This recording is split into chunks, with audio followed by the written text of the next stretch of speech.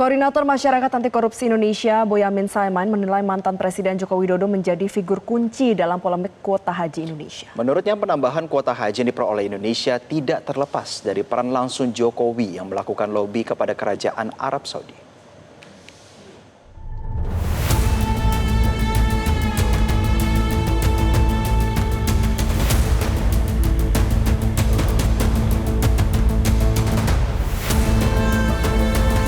Komisi Pemberantasan Korupsi telah menetapkan Menteri Agama tahun 2020-2024 Yakut Khalil Qomas sebagai tersangka dalam perkara dugaan korupsi terkait pengelolaan kuota haji. Penetapan tersangka tersebut menjadi pintu masuk penyelidikan lebih jauh atas tata kelola dan distribusi kuota haji. Koordinator Masyarakat Anti Korupsi Indonesia Boyamin Saiman menilai Presiden ke-7 Joko Widodo menjadi figur kunci dalam polemik kuota haji Indonesia. Menurut Boyamin, penambahan kuota haji yang diperoleh Indonesia tidak terlepas dari peran langsung Jokowi yang melakukan lobi kepada kerajaan Arab Saudi. Karena itu, ia menilai penelusuran perkara ini tidak bisa dilepaskan dari proses diplomasi di level tertinggi negara.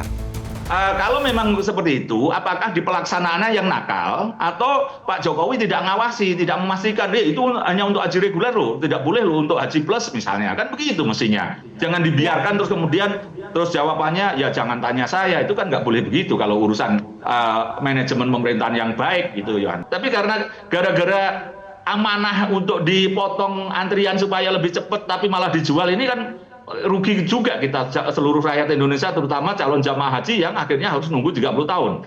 Dan itu kuncinya di mana? Di Pak Jokowi, harus diminta keterangan gitu ya. Dalam proses penyidikan, KPK juga telah memeriksa sejumlah biro perjalanan haji dan umrah untuk menelusuri alur distribusi kuota, termasuk kemungkinan adanya penyimpangan dalam pemanfaatan kuota tambahan. KPK menegaskan, penyidik difokuskan pada aspek pengelolaan dan distribusi kuota di dalam negeri, terlepas dari proses diplomasi penambahan kuota yang menjadi kewenangan pemerintah pusat. KPK penting melakukan pemeriksaan terhadap Biro Travel dan PIHK karena mereka yang di lapangan melakukan jual beli kuota haji tersebut. Mereka yang melakukan penyelenggaraan ibadah haji bagi para jamaah. Termasuk juga berkaitan dengan dugaan aliran uang dari para PIHK dan Biro Travel ini kepada oknum-oknum di Kementerian Agama.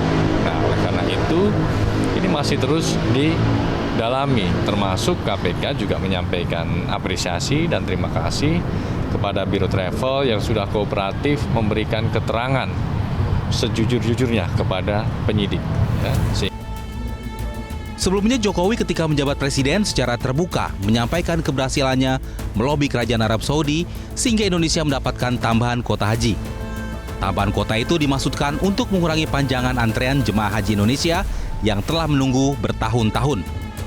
Ironisnya, setelah lobi Jokowi menghasilkan tambahan kuota haji, Kementerian Agama di bawah kepemimpinan Yakut Khalil Qomas dinilai tidak siap mengelola kuota tambahan dan membuka celah persoalan hukum yang kini berujung pada penetapan tersangka oleh KPK. Tim Liputan Metro TV. Jelajahi cara baru mendapatkan informasi. Download Metro TV Extend sekarang.